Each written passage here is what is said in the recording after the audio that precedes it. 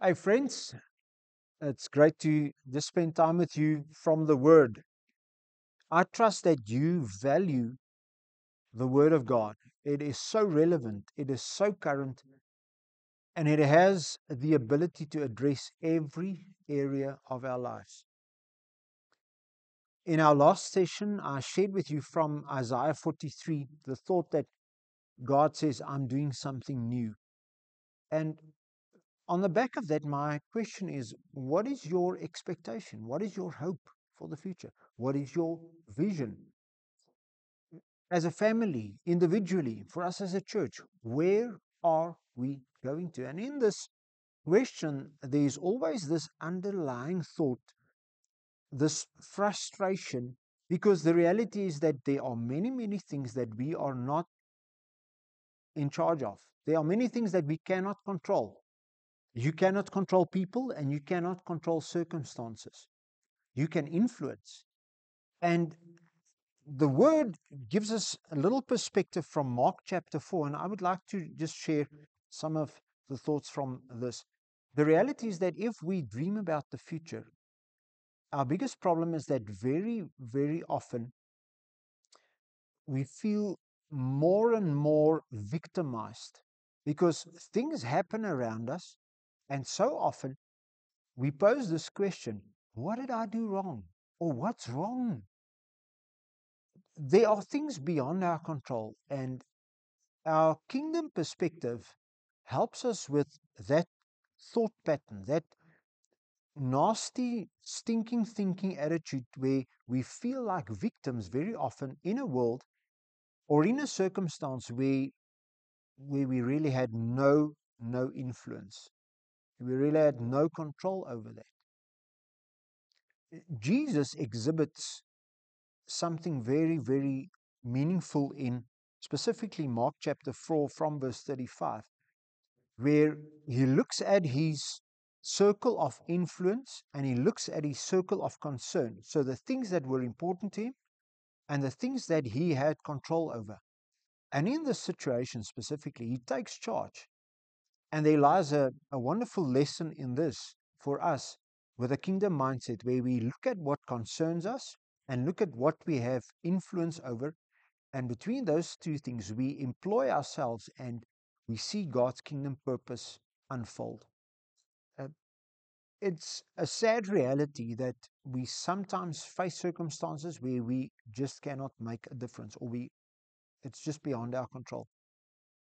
And the question is then, what do I do in difficult times like that? So I'm going to read to you two very different settings from Mark chapter 4 and just comment on some of this. So in Mark chapter 4, verse 26, this is the parable about the growing seed. The word says in the NIV, he also said, this is what the kingdom of God is like. So this is what it is like in a setting, whether a dimension or a place where God's authority, God's rulership is manifested. A man scatters seed on the ground. Night and day, when he sleeps or gets up, the seed sprouts and grows, though he does not know how. All by itself, the soil produces grain, first the stalk, then the head, then the full kernel in the head. And as soon as the grain is ripe, he puts the sickle to it because the harvest has come. There's two role players in this specific scenario. And this is how the kingdom of God works. God says through the mouth of Jesus in this parable, you do what you can do. You do what you should do. And then let me take care of the rest. Growth occurs very naturally. The seed has within itself the potential to grow. If you put seed in the ground, it has within that little piece of grain the potential to sprout and bring forth a plant. Yet, it is necessary for the farmer to sow the seed. And Jesus is saying to the disciples, in a kingdom context, you have to do what you can do. We very often have this folded arm mentality in the kingdom. Well, I'm just going to wait on the Lord. No, no, no. Waiting on God is an active pursuit of His purpose in your life. There's no sitting back. You can't go to heaven in a rocking chair. Can't go to heaven in a rocking chair. And Jesus communicates this principle through something simple like sowing seed, waiting for it to sprout and bring forth a harvest. Jesus says to them, there are things that are beyond your control, but you have to do what you can do so that I can do what you can't do. In another portion of the same chapter, Mark chapter 4, listen to this. That day when evening came, he said to his disciples, let us go over to the other side. Leaving the crowd behind, they took him along just as he was in the boat. There were also other boats with him. A furious squall came up and the waves broke over the boat so that it was nearly swamped. Jesus was in the stern, sleeping on a cushion. Isn't that just how we often feel? That there's a storm around me, there's a storm in my life, and where is Jesus? Jesus is not stressed. Jesus was in the stern, sleeping on a cushion. The disciples woke him and said to him, Teacher, don't you care that we drown? He doesn't respond to them. Listen to what he does. He got up, rebuked the wind, and said to the waves, quiet, be still, completely calm. He said to his disciples, why are you so afraid? Do you still have no faith? And I've heard so many sermons about this scripture. And I'll just leave this as a comment with you. Jesus' instruction was, let us go over to the other side. But did he not know that there was a storm brooding? He actually prophesied to the disciples and he said to them, we're going to go to the other side. The reality is that very often in our pursuit of the things that God has in store for us, there will be storms.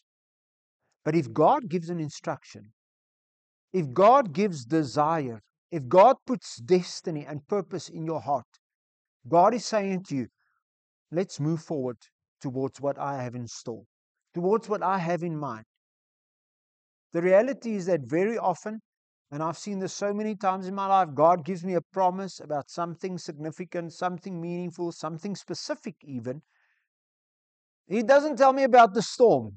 And the reality is that it's that hope, it's that anticipation, it's that expectation that keeps me moving forward.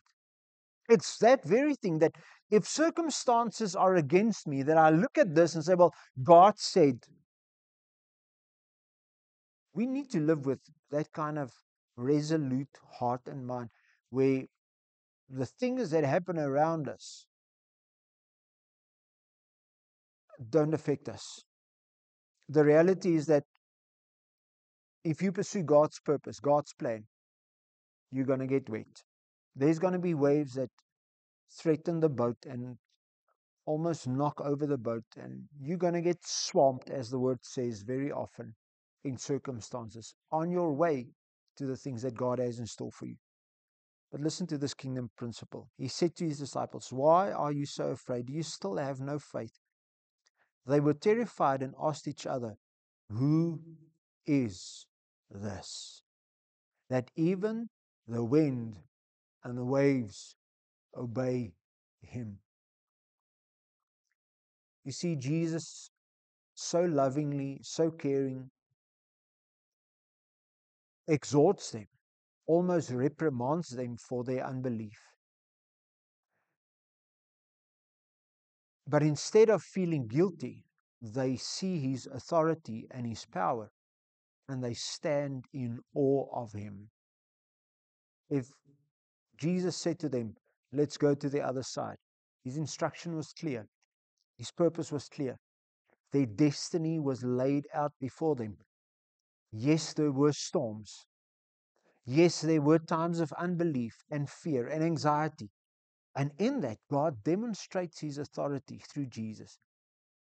And Jesus takes rulership. He takes up authority over the sea and the wind, and he brings calm, and he brings perspective about his authority. And they enjoy the things that God has in store for them. You have to, like Jesus, discern what is my circle of influence, what is my circle of concern, and then ask the question, what can I do? What should I do? Let me be a pastor for a moment.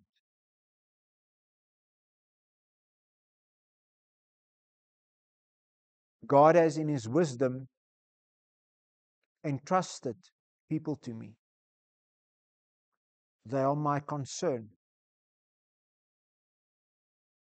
God has purposed that I would have influence in their lives. The terrible thing that often happens is that you separate yourself from God's plan, God's purpose. You walk away from a God-ordained friendship like yours and mine. And in the process, you rob me of the opportunity to influence you for kingdom purposes. If you know me, you'll know my motives. I'm not in ministry for my benefit. I'm here because I have a godly concern for you, for your well-being, for your salvation. Your prosperity is my priority. But if circumstances, if the storms of life separate us, and you are no longer part of my circle of influence, I have to look from afar and say, God, I'm concerned, but I don't have influence. You have influence. You have areas of concern. And the question is, are you exercising the godly influence that God has purposed? God has called you as a disciple maker in the same way that He's called me. My question is, are you exercising your influence, kingdom influence? Are you still concerned about others? Or have we gone beyond that to a place where it's me, myself, and I, and that's all that matters? God is calling us to a place in the kingdom culture where influence and concern are aligned, and by the Spirit, God helps us to impact each other's lives. You have, in your walk with God, in your faith, in your attitude, many things that I can learn from and should learn from. You see, I'm not the pastor and you are the proverbial sheep. We are co-workers. We are partners in the kingdom. And God is calling us to a place where our circle of influence and our circle of concern is aligned. I cannot be concerned about you, concerned about your walk with God, concerned about your spiritual well-being, and robbed of influence because I'm not living up to God's purpose and God's plan. God has something in mind when He connects someone with a shepherd heart and someone with a need. Gustav, you're promoting yourself. No. I'm advocating a kingdom principle where God calls us to a place of concern, but also a place of influence. I cannot be worried about you, praying for you because of that, and not have influence in your life. I want to encourage you to get on board with Jesus. Aubrey shared an incredible message about Joseph's life. And I wrote down this word after his sermon. The word was this: responsible. You see, Joseph went from pit to prison to Potiphar's house, to the palace. And in the process, God built something significant into him. God positioned him for purpose. And when I wrote down this word, I went a little further, I broke it down. Responsible is simply this: response able. He was able to respond to what was necessary. God has great purpose for you and I. God has awesome intentions. These kingdom parables teaches us, you got to do what you can do, I'll do what you can't do. And this is the question: will you take responsibility because you are able to respond? Will you take responsibility and be responsible for the things that God has in store for you? Sower, will you sow and wait for that seed to sprout and harvest and enjoy the things that God has in store for you? Or will you be simply overcome by fear and the thought that I'm going to drown, I'm going to die, lose hope, lose faith? Thank God the disciples got to this place where they saw the hand of Jesus in their circumstances. He rescued them, and his destiny and purpose was fulfilled in their life. We've got choices. The reality is that you are responsible for the purposes and plans of God in your life. Jesus has done everything that we need. You've got the word. You have the privilege to be part of the body of Christ that is the most phenomenal support structure in the world. You have the blood of Jesus that dealt with every form of sin and guilt and shame. You have the indwelling Holy Spirit. There's no reason why your life could not be one of great joy, one of great significance, a life of fulfillment where you know that I'm living the life that God has intended for me. God bless you. I pray that God will stir something fresh in your heart and that these kingdom parables will encourage you to do what you can do so that God can do what you can't do. God bless you.